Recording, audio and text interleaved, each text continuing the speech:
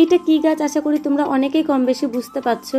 এটা একটা গাজেনিয়া। বিশেষ করে এই গাছটাকে আমি লাগাইনি, এই গাছটা আপনি আপ হচ্ছে। প্রথমে যখন একটা একটা পাতা বেরিয়েছিল আমি ভেবেছিলাম কি বন গাছ হবে, হয়তো তুলে ফেলে দিই। তারপরে ভাবলাম থাক দেখি না কি গাছ এটা। তারপর না আস্তে আস্তে যখন গাছটা বড় হচ্ছে তখন দেখছি এটা একটা গাজেনিয়া। আসলে নার্সারি থেকে অনেক কিছুই তো চারা টারা আনা হয়।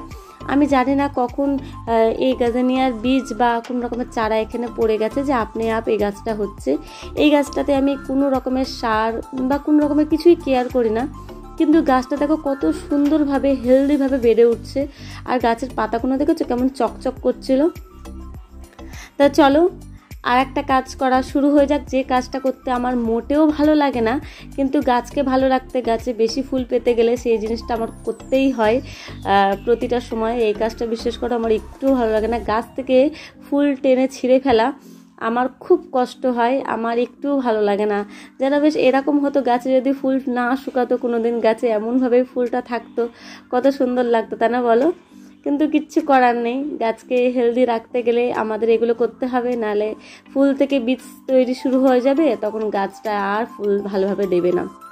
চলো আরও কয়েকটা গাছ রয়েছে, ওই কটারও ফুল আমি তুলে নিই। আর এই যে এই গোলাপটা কাটতে গিয়ে যে আমার কি কষ্ট হচ্ছিল, কতবার যে গোলাপটায় আমি হাত দিচ্ছিলাম, কিন্তু কিছু করার নেই। এই যে অনেক কটা কুড়ি বেরিয়েছে, এইটা যদি আমি বেশি দিন রেখে দিই তাহলে কিন্তু পুরো এনার্জিটা এই গোলাপ নিয়ে নেবে, বাকি ফুলগুলো কিন্তু আর ভালোভাবে ফুটতে পারবে না। চলো এটাকেও কেটে বাদ দিয়ে দিলাম।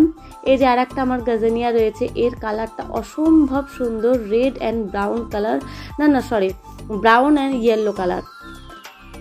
আর এই থোকা গাঁদা, যেটা তোমার হাজারি গাঁদা, কি অসম্ভব সুন্দর লাগে যখন একসাথে অনেক কটা গোলাপ ফুটে থাকে, অসাধারণ লাগে। গরম চলে আসলো, এবার ফুলের রানী নয়নতারা আমাদের পুরো বাড়ি ঘরদোর আলো করে রাখবে। এই গাছটা ভালোভাবে ফুল পেতে গেলে, পুরো গাছ ভর্তি ফুল পেতে গেলে এখন থেকেই তোমরা পুরোপুরি গাছটাকে যা ডগা মগা রয়েছে সব ছেটে ফেলো, তাতে যাতে ওর শাখা প্রশাখা কিন্তু আরও বেশি করে বাড়বে বা বেরোবে।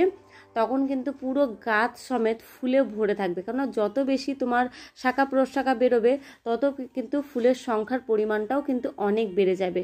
আমার কাছে এটা আমার আগের বছরের গাছ, কিন্তু আমার কাছে 3টে গাছ রয়েছে নয়নতারা, আগের বছরের গাছ। সব কটা গাছ আমি এইভাবে গোল করে কাটিং করে রাখবো, আর ওপরটা পুরোপুরি কিন্তু ফুলে পুরো ভরে থাকবে। যখন ফুল হবে আমার এই গাছে তখন এই আপডেট তোমাদের সাথে শেয়ার করব। নয়নতারা গাছ কিন্তু মাথাটা ভারী হলে কাত হয়ে যায়, এর জন্য একটা কাঠি বা একটা সরু লাঠি বলো, এরকম করে সাপোর্ট দিয়ে বেঁধে রাখো, এর ফলে কিন্তু গাছটা খুব ভালো থাকবে।